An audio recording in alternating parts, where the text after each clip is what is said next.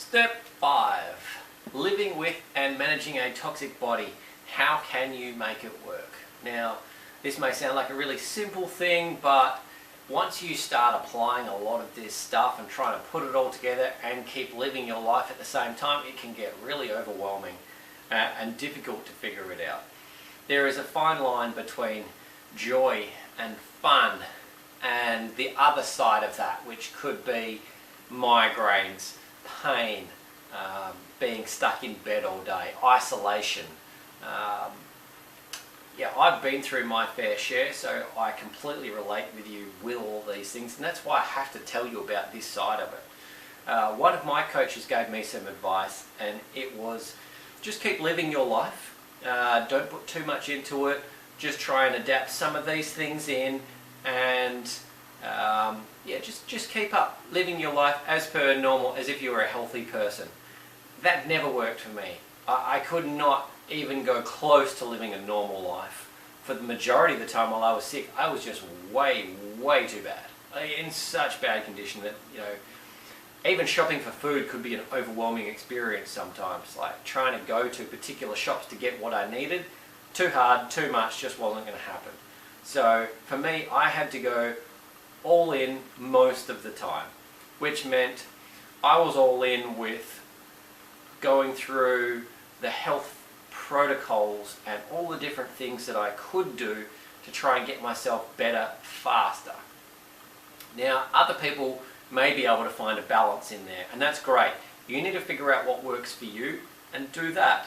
So one thing that is very important is to have one focus at a time. Work on getting that one thing right and consistent, then you can work on to the next thing, rather than just trying all of these different things all at the same time, getting completely overwhelmed and then not doing any of them. Because that does happen a lot of the time. We want to build a routine with really good habits that we can maintain over the long term. And that takes time. You know, they say a habit takes 21 days to build. Well, you might have many bad habits that you have to replace. You might have a few, but you know, for me, there was probably 100 or more. And I thought I was pretty healthy to start with. So I was a fit personal trainer. I'd been in the industry for 8 years. I'd always been an athlete. I always ate healthy, even in my younger days before any of the professional type stuff came into it.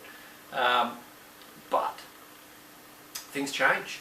And yeah, so figure out what works for you. So one of the things that took a long time for me to get to was getting the amalgam fillings out of my mouth. That only happened in the last year. So it was something that I wasn't prepared to do for a lot of the time, because I felt like my system was so toxic that going and getting any of the needles in my mouth with anesthesia, or just going through the process, the potential for any of the mercury outgassing or going down my throat and back into my system, and the risk of that was just too much for me to handle on a mental basis, but also I felt on a physical basis. So I put that off a long time. For you, you may be able to just go straight in and go and do that right away. Who knows? It is entirely up to you how you go through this process. There is no one way to do it. There's no right way. We're all individuals with individual sensitivities and things. You know, I did acupuncture for a long time, but I hate needles. And I didn't really notice that until you know, a fair while after. I didn't enjoy going through that whole acupuncture process, but I went and did it anyway because it was good for me. But when I felt that it wasn't as good for me, I shifted my focus to something else, or I just changed things just slightly because it would work better. So again, find what works for you. Find solutions for all of those different things. Do you have a solution for pain management? You know, living with pain on a daily basis is very difficult. It's something that I still live with from time to time. It's no longer an 8, 9, 10 very often. It's very rare. It might only be a 1 or 2 or 3 out of 10 that I have to deal with. And that is a huge burden off my back. But I have strategies to make that work. So do some research and find some solutions for that sort of thing. time management is probably your number one priority, because trying to find a way to be able to do some of these health practices, go through some of the processes while living a life, potentially working a job, having a family, having a relationship, it's very, very, very difficult. So you'll have to learn to say no a whole lot just to be able to get by and get done what you need to get done for you. So the most important person in this equation is you. One of the reasons you may have gotten sick was spending so much time looking after everybody else, making sure they're okay, that you end up neglecting your own self. And that may not necessarily have been your fault at the time. You may not have even been conscious of that. You may have been brought up to think about everybody else first, put yourself last. Well, I'm telling you, that didn't work for me. And I really don't think it works for a lot of people, because there is a lot of people out there who are just running themselves into the ground looking after everybody else, and then you end up sick, and then you pay the price for it. Now, is that fair on the rest of the world? Well, no. How can you share your gift with the rest of the world if you are sick and stuck in bed, unable to move, unable to talk to people, unable to do anything? So, again, one focus, build your habit gradually, keep building upon that, manage your time, work it all out. Now, one of the things I mentioned in this video was about household pollutants and that sort of thing that could be contributing to your toxic environment. The one thing that I want to really hammer home with that is, don't throw everything out just yet. Some people might go on an absolute mission and go through their house only to clean up all the chemicals and just throw them in the bin, never to be seen again. They might get some of their furniture or, you know, a rug that they suspect might have been off-gassing and causing issues, gets thrown away. You might go and get some treatment and have that clear everything up really quickly, and then oh, why did I throw away that thing? Why did I get rid of that? Why did I get rid of that when it wasn't even the issue? So I would suggest picking the stuff up and putting it in storage somewhere, even if it's just in one corner of your house or in a garage or somewhere tucked away where it's out of the way, that you could still go and get it at some further stage down the line, because you don't want to be stuck with regrets on some of these things.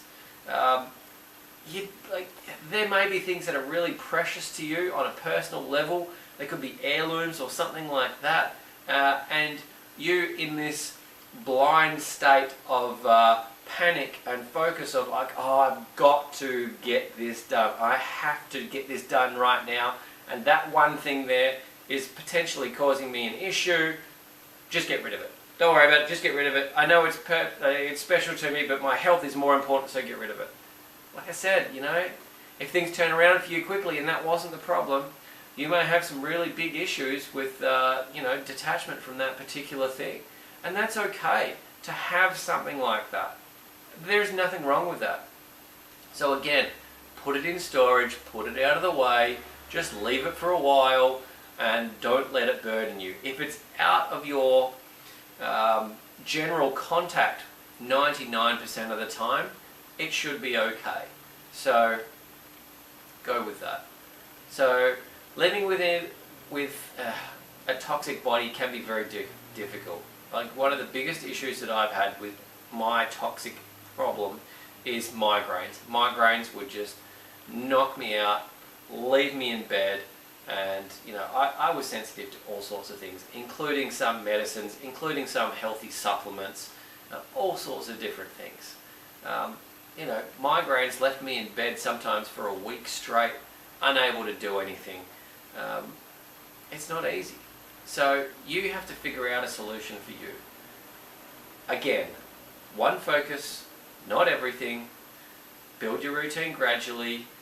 Start managing your way through some of these toxic issues. Remove, replace, experiment. It doesn't have to take 1 week, 1 day to get all this stuff done. It may take months, it may take years. Just let it play out, do the best you can. As long as you are doing the best you can, that is all that matters. Okay? Remember, this is looking after you. All I want is for you to get well as quick as possible. I suffered for a long time. I didn't know anything about this stuff. And that's why I have to share it with people right now, because I don't want people getting sick and going through the hell that I went through. And yeah, it was hell. I have not enjoyed it. But now, I'm back to living the life. I'm back to living the life that, it's amazing. I would never even have dreamed it would be this sort of a life, but you know, it's great. So it was worth it. And with all of that knowledge that I acquired over the years of getting myself healthy, being able to help you guys really makes it worth it for me.